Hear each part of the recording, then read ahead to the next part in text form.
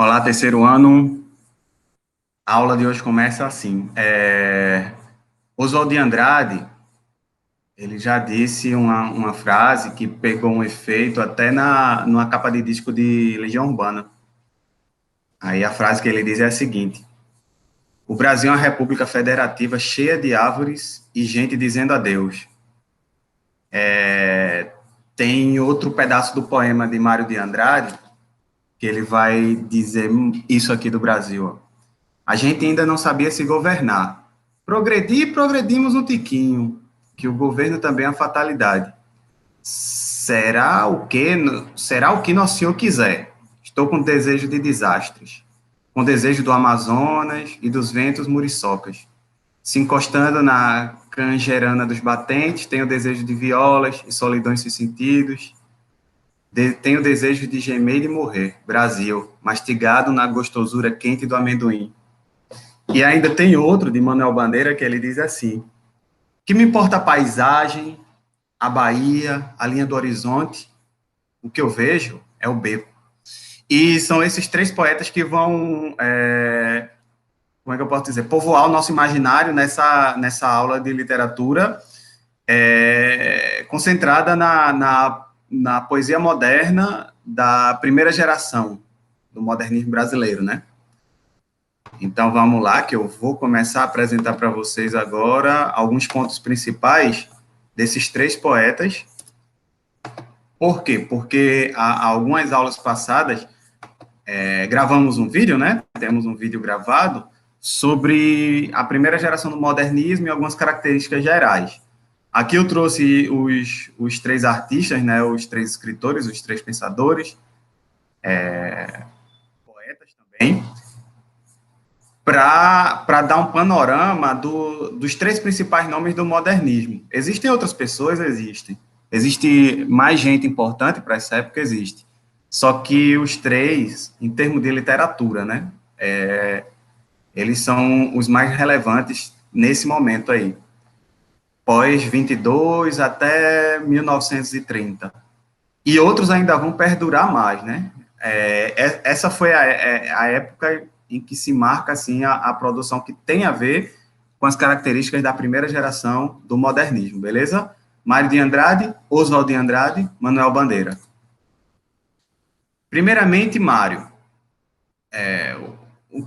Quais são as principais características de Mário? Né? Ele foi um dos líderes do movimento modernista e um dos líderes assim que escreveu prefácios, manifestos, tinha uma aura bastante intelectualizada, ou seja, ele assumiu o personagem intelectual, pensador, articulador daquela galera. Ele morou em São Paulo praticamente toda a vida, e o que é que isso tem a ver, professor? A produção dele é muito centrada, assim, você enxerga muito a cidade de São Paulo, o Rio Tietê, e alguns valores cosmopolitas dessa grande cidade do Brasil, né? Em 1922, o mesmo ano da Semana de Arte Moderna, ele publica o livro de poemas chamado Pauliceia Desvairada. E aí, dentro desse livro tem um prefácio, né, interessantíssimo, que ele vai discussar um pouco sobre aquelas vanguardas que a gente já estudou, europeias, que vêm influenciar diretamente esses novos pensadores modernistas, né? E aí ele fala um pouco sobre o futurismo, até porque Oswald de Andrade, que é o próximo que a gente vai ver, apontava Mário como um grande poeta futurista. E aí Mário discute sobre isso e ao mesmo tempo se considera, né, que esses poemas dele têm muito das escritas automáticas, do fluxo mental do que acontecia nas escolas surrealistas, ou seja, futurismo, surrealismo, eu estou falando sempre das vanguardas, né? As vanguardas, elas apadrinham, elas têm uma presença forte no modernismo brasileiro. Aí ele tem também um romance, que é bem importante, assim, muitas vezes se menciona, que é o Amar Verbo Intransitivo. E nesse mesmo ano ele visita a região amazônica, ou seja, Mário de Andrade, ele não é só conhecido como um homem das artes, mas um homem do pensamento do que é a cultura brasileira, assim, a identidade brasileira, a identidade própria. Ele faz esse percurso para entender melhor como foi a dinâmica do Brasil como um todo. Ou seja, na minha interpretação, né, um homem do centro da cidade, um homem cosmopolita, que habita também várias regiões tradicionais. Então, ele tem essa necessidade de abarcar o que é o Brasil, tanto como é que eu posso dizer, na característica natural, na característica cultural antiga, ou seja, no que se preserva, no que se conserva de Brasil, dentro das matas, dentro das regiões que são inóspitas e distantes, e ao mesmo tempo está lá no centro de São Paulo, naquela ebulição, naquela efervescência cultural que vem da Europa. Então, ó, quando ele publica Amar Verbo Intransitivo, ele fala sobre, como é que eu posso dizer, os primeiros amores de um jovem de uma família burguesa, que chega uma alemã para iniciar sexualmente, só que ela vem disfarçada de professora, de cuidadora, governanta, né? E aí é um livro que bate bem com essa história, assim, tipo, no fundo de um moralismo, de uma moralidade, você tem, muitas vezes, aquele impulso e aqueles desejos que todo ser humano tem, né? E a literatura, ela serve muito para isso, né? Para escancarar, muitas vezes, o que o pessoal quer colocar debaixo do tapete. E aí, depois, em 28, ele publica Macunaíma, que é um livro muito importante para a gente, principalmente esse ano. É sempre muito importante, mas esse ano ainda mais para a galera do Maranhão, né? Porque muita gente vai fazer o vestibular da UEMA e foi um dos livros indicados para se fazer a prova. A gente vai ter uma aula especificamente para Macunaíma.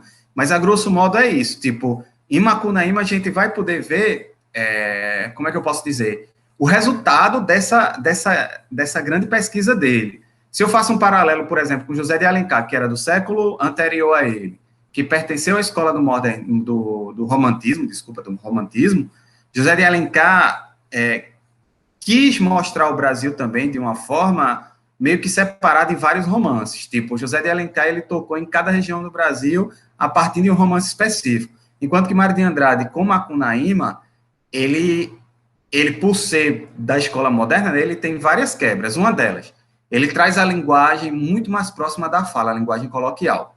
Outra coisa também, Macunaíma, ele assume as três etnias principais que povoaram o Brasil: o europeu, o branco e o índio, e começa como índio, claro, né? E aí é que está, o que é fictício e o que é realidade muitas vezes se confunde, como se você estivesse lendo uma paisagem de um sonho, porque Macunaíma, ele tem muito essa perspectiva do maravilhoso, do fantástico. Tipo, em um momento Macunaíma está no Amazonas e, como se ele desse 3 passos, ele está na cidade de São Paulo e se deparando com todas aquelas máquinas e, ao mesmo tempo, se transformando, buscando uma pedra sagrada e ao mesmo tempo, quebrando aquela expectativa de amor, né? Porque as paixões de Macunaíma, elas são diferentes. E até mesmo a figura do herói, né? A figura do herói não é mais aquela imaculada que ninguém pode alcançar, que é como se fosse de uma pessoa cheia de honra. Não, Macunaíma é um ser preguiçoso, muitas vezes, assim, o caráter dele é dúbio, como de muita gente do país, né, assim, e às vezes a gente tem essa necessidade de herói, e aí Mário de Andrade cria a figura de um anti-herói, que é Macunaíma. Tá aqui o que eu disse para vocês, um personagem que se transforma a cada instante, assumindo as feições das diferentes etnias.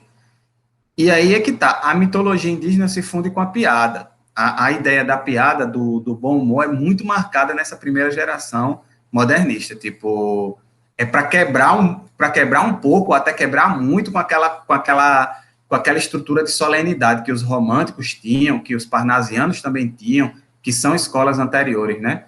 Enquanto que a vida é vista muito, com a leveza muito maior, ou então, aparentemente, com a leveza muito maior, a partir dos poemas e das escritas dos modernos, né?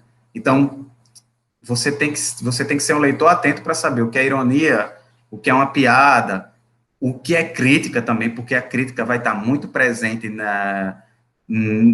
com esses escritores, e até mesmo, assim, a vontade de trazer a língua brasileira para dentro dos livros, que até então a gente via alguns ensaios bem, como é que eu posso dizer, bem modestos. Tipo, e os modernistas, eles vão aprofundar isso. Esse trecho aqui, eu peguei do livro de Bose.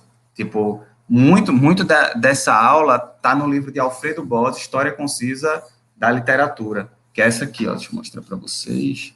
Essa aqui é uma versão antiga, vocês podem achar em outras versões também, e ele traz um panorama geral da literatura brasileira. Vou ler para vocês umas partes bem importantes para a gente já ter em mente assim o que foi Mário de Andrade para Mário de Andrade e a escrita de Macunaíma, né, para a cultura e literatura brasileira.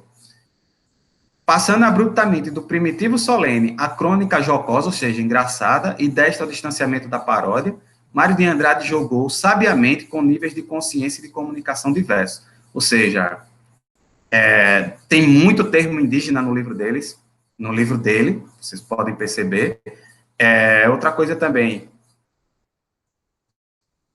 simbolicamente, a figura de Macunaíma, o herói sem nenhum caráter, foi trabalhada como síntese de um presumido modo de ser brasileiro. Então, essa preocupação de mostrar o que é o Brasil vai estar presente, principalmente em Macunaíma, né? Descrito como luxurioso, ávido, preguiçoso e sonhador, caracteres que lhe atribuíam o teórico do modernismo Paulo Prado. Mas o herói Mário é colocado na metrópole nova e funde instinto e asfalto. Ou seja, tem um momento que Macunaíma ele se depara, como eu disse para vocês, e aquela figura nova é legal porque é como se fosse assim, a partir do momento que dá a visão do índio, não é mais a visão do engraçado, por quê? Porque alguém como é que eu posso dizer, algum dominador está vendo o índio de maneira diferente. Não, o próprio índio, ele vai interpretando aquela situação que é a cidade grande. Ou seja, quando a gente perceber melhor o livro, eu acho que isso vai ficar mais claro para vocês. Mas fica essa pincelada na história para a gente saber da importância do livro. Mário de Andrade publicou também poemas. Ó. Paulicéia Desvairada, que está mais próximo da Semana de Arte Moderna. Depois, Losango Caqui e Clã Jabuti. Cada vez mais se aproximando do que era o Brasil, em seu aspecto folclórico, e ao mesmo tempo, como é que eu posso dizer? Ele conseguia converter as vanguardas europeias dentro da estética brasileira, da linguagem brasileira, e aí ele foi traçando, como é que eu posso dizer? Uma identidade poética. Inclusive, tem um poema dele que cai na prova do Enem, viu? Do Trovador. Dê uma olhada depois, dá uma pesquisada, que é bem interessante. Quando a gente passa para Oswald, a figura já muda. Tipo, Oswald é visto por Alfredo Bose, por exemplo, que é esse teórico que eu venho estudando, né, esse historiador literário. Oswald é como se fosse a ponta de lança do modernismo brasileiro. Características de Oswald. Ele era tão radical que ele não conseguiu, como é que eu posso dizer, deixar uma obra para a posteridade, assim, uma obra que pode ser vista como completa. Então, a gente vai perceber Oswald muito mais assim, como uma figura de manifesto, uma figura que não se adapta ao seu tempo e está querendo sempre transgredir, mudar, e como é que eu posso dizer, um pensador do modernismo brasileiro que vai trazer alguns manifestos que são bem interessantes, que na posteridade, por exemplo, a Tropicália, que está dentro da MPB já nos anos 70, o concretismo, que vai trabalhar o poema como um aspecto mínimo, tipo, eu não preciso mais escrever um poema de 10, 20 versos para poder comunicar e, ao mesmo tempo, trazer um prazer estético ao leitor. Não, porque já existe a publicidade às vezes, resolve uma situação, um sentimento com 3 palavras. E isso o Oswald, ele soube trazer. Agora, ele não soube perpetuar isso. Aí é diferente. Tipo, Oswald, ele é visto como uma figura ímpar dentro da história do modernismo, mas eu acho difícil, assim, alguém trazer uma obra dele, como se dissesse, essa aqui é uma obra fundamental para a literatura brasileira. É meio complicado, assim, alguém se comprometer com isso. Mas, assim, historicamente, Oswald é muito importante para essa vertente também. Então, a gente tem o Manifesto Pau Brasil, o Manifesto Antropofágico, o antropofágico que eu já expliquei na aula anterior, né? que é a ideia de você devorar o que lhe convém, tipo, você já tem o que é seu, tipo, a sua identidade, a sua origem étnica, a sua história brasileira, e ao mesmo tempo vem muita coisa de fora que serve para quê? Para que a gente construa esse espírito cosmopolita, esse espírito moderno. Tem os poemas piada também, assim, que quebram muito aquela ideia da solenidade, então ele traz muita paródia de alguns poemas clássicos, tipo, ele pega o poema de Gonçalves Dias e retransforma para uma leitura, como é que eu posso dizer, atualizada e moderna, e ao mesmo tempo bem humorada, né? Tem muito poema piada também falando sobre a situação do indígena e ao mesmo tempo do português que se fala nas ruas, que é diferente da gramática que tanto se defende, que tanto estava presente na poesia e muitas vezes as pessoas não sabiam entender. Eu digo isso até pelo hino nacional, é muito engraçado, né? Você vê o pessoal, tipo, um jogo de futebol do Brasil, o pessoal mexendo a boca, ou até alguns cantando, ou então um estado inteiro cantando, mas com aquele meio mundo de versos, como é que eu posso dizer, de versos trocados, de palavras não usuais, o que é que acontece? Muitas vezes a gente não sabe nem o que o hino está dizendo. E aí é que tá, o Oswaldo queria trazer essa quebra, né? Queria trazer o coloquial para dentro da literatura brasileira. A fala do dia a dia do brasileiro dentro da poesia. E poemas com linguagem simples e ágil. Então, aqui tem alguns exemplos. Ó. Isso aqui, o que está de preto aqui, ó, é um trecho do manifesto antropofágico. Antes dos portugueses descobriram o Brasil tinha descoberto a felicidade. A alegria é a prova dos 9. No matriarcado de Pindorama, contra Anchieta cantando as 11 mil virgens do céu na terra de Iracema. Ou seja, ele traz a versão do descobrimento, tipo da catequese, né? E ao mesmo tempo terra de Iracema, remetendo a José de Alencar, mas ao mesmo tempo dizendo que o Brasil ele já tinha uma existência, como é que eu posso dizer, artística e ao mesmo tempo simbólica antes dessa galera chegar e contar a história do Brasil. Tem fragmento da poesia pau-brasil também, ó. A poesia existe nos fatos. Os casebres de açafrão e diocre nos verdes da favela, sob o azul cabralino, são fatos estéticos, ou seja, o que o Brasil traz de genuíno também é muito válido. Contra o gabinetismo, a prática culta da vida, ou seja, contra essas sessões solenes e muito mais a favor da simplicidade. A língua sem arcaísmo, sem erudição, natural e neológica. Neológica, ou seja, trazer novos termos, colocar o inglês para dentro da poesia brasileira. Tanto é que um dos manifestos dele é to be or not to be, ou seja, eu nem sei, eu não sei nada de inglês não, mas é mais ou menos isso. Ser ou não ser, né? Ou seja, ser tupi ou não ser, mas ele traz isso em inglês, na língua de Shakespeare, muito mais para como é que eu posso dizer? Para povoar o nosso imaginário e para dizer que os Estados Unidos já era forte naquele tempo. Então, a língua inglesa ela vinha se incorporando, por mais que os conservadores dissessem não ao neologismo, a linguística depois, né, apoiada nesses saberes dos modernos, vai dizer a nossa língua, a língua portuguesa, ela nasceu de línguas estrangeiras, então essa incorporação ela é bem normal, ela sempre vai acontecer. A contribuição milionária de todos os erros que hoje em dia a gente vai chamar em gramática de outras variantes. Isso tudo foi, agora só que no tempo dele ele ainda vai chamar de erros, porque a gramática chamava de erro. Tudo que não se encaixasse como é que eu posso dizer, dentro da simbologia, como é que eu posso dizer, grandiloquente, solene, que vinha de Portugal ainda, para a língua portuguesa, né, a gente chamava de erro. E a partir dos modernos, não, os modernos eles já vão dar essa quebra de paradigma, de perspectiva, e trazer a simplicidade para a língua portuguesa brasileira, né? E aqui tá alguns exemplos, ó. Esses poemas, eles são muito conhecidos e eles podem cair em várias provas, gente. Por quê? Porque eles trazem essa reflexão, ó. Ó o poema como é engraçado. Dê-me o cigarro, diz a gramática do professor e do aluno e do mulato sabido. Mas o bom negro e o bom branco da nação brasileira dizem todos os dias: deixa disso, camarada, me dá um cigarro. Ou seja, a próclise ela está muito mais presente do que a ênclise dentro da nossa fala. Tipo, a gente não se preocupa tanto em falar deme ou amo-te. A gente fala te amo mesmo e está tudo certo. Outro também é vícios de fala, vícios da fala.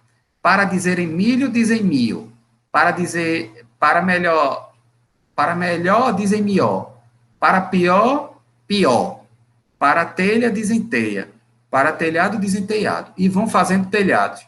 Ou seja, é como se fosse aquela crítica, né, de dizer, as pessoas muitas vezes fazem o Brasil acontecer, fazem as peças, elas constroem uma casa, mas elas não têm direito de dizer a casa do modo delas. Por quê? Porque a gramática obrigava, né? Ou essa simbologia de civilização ideal obrigava muitas vezes a gente a não se reconhecer como falante da nossa própria língua.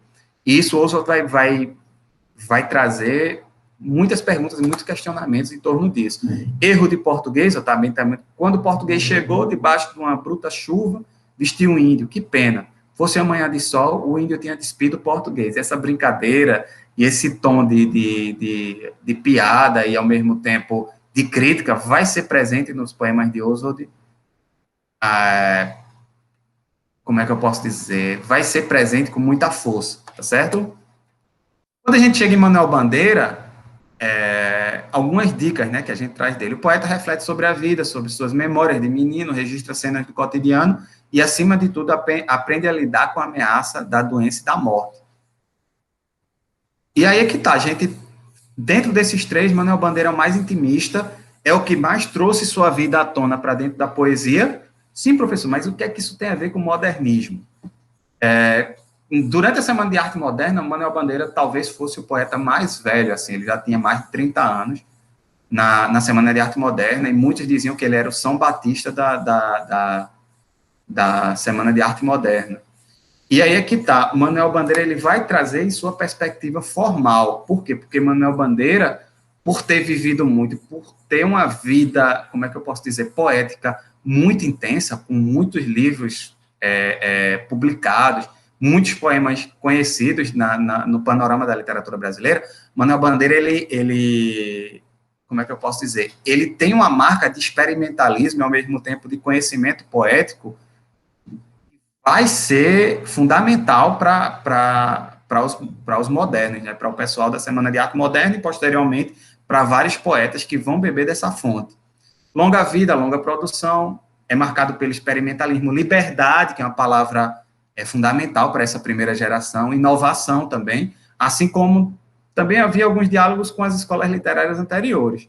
Tipo, ele não, como é que eu posso dizer? Ele não representa essa ruptura completa, mas, ao mesmo tempo, o que ele traz de ruptura, por exemplo, poemas que narram, ou aquele que eu disse no início da aula, são marcas, muitas vezes, que a gente lê assim e diz, vixe Maria, isso é poema? Será que isso é poema mesmo? Mas aí, quando a gente vai ver a fundo, ou vai ver a forma que ele se propõe, e até mesmo a própria história dele, a gente percebe que é necessário conhecer melhor Bandeira para conhecer as suas obras, e assim conhecer a fundo e perceber a poesia que tem dentro dos seus poemas. Aqui são palavras de Alfredo Bosio. Por fim, é necessário frisar que o poeta conviveu longa e intimamente com o melhor do que lhe poderia dar a literatura de todos os tempos e países. Tradutor de várias línguas, mestre de cultura hispano-americana, autor de uma fina apresentação da poesia brasileira, ou seja, ele era teórico também, crítico, Manuel Bandeira deixou uma notável bagagem de prosa crítica, havendo ainda muito que depender, muito o que aprender em seus ensaios sobre nossos poetas, lidos não só de um ponto de vista histórico, mas por dentro, como às vezes só um outro poeta sabe ler. E é que tá, essa visão crítica é muito importante para o modernismo, né? E aqui está um dos exemplos, né? Poética. E aí ele diz, é um poema dele que tem um tom também de manifesto, como Oswald sabia fazer bem, e Mário também. Estou farto do lirismo comedido, do lirismo bem comportado, ou seja, da poesia antiga, do lirismo funcionário público com livro de ponto expediente, ou seja, daquela coisa repetitiva, né? Protocolo e manifestações de apreço ao senhor diretor, estou farto do lirismo, que para e vai averiguar no dicionário o cunho vernáculo de um vocábulo, abaixo os puristas. E assim ele continua dizendo o que é que ele também não quer, né? E se vocês forem conferir a poética de Manuel Bandeira, vocês vão perceber muito dessa linguagem coloquial e do cotidiano, que é uma contribuição, sim, para a poesia moderna brasileira. Como aqui, ó, da evocação do Recife, porque ele tinha passado a infância na cidade do Recife, né, ele é natural de Recife, e aí que tá, como ele se mudou, assim, jovem, ele sempre trazia esse traço memorial. E aí tem uma parte que é bem interessante, a vida não me chegava pelos jornais nem pelos livros, vinha da boca do povo, na língua errada do povo. Língua errada, peraí, língua certa do povo, porque ele é que fala gostoso o português do Brasil, ou seja, Manuel Bandeira mesmo admite que a fala do povo é uma fala gostosa, né? É a fala que vai representar a identidade de muitos poetas a partir de então. Esse livro está em libertinagem, ele foi tema da prova da UEMA do ano passado, beleza? Vocês podem ver algumas questões também na prova da UEMA do ano passado para estudar melhor sobre esse poeta e sobre a importância do livro Libertinagem, que está bem próximo ali, ó, da Semana de Arte Moderna também, publicado em 30. E para saber mais, vocês podem ler o livro, Português Literatura, tá certo? Essas páginas aí. Espero ter contribuído. Um abraço forte e um beijo. Tchau, tchau, gente.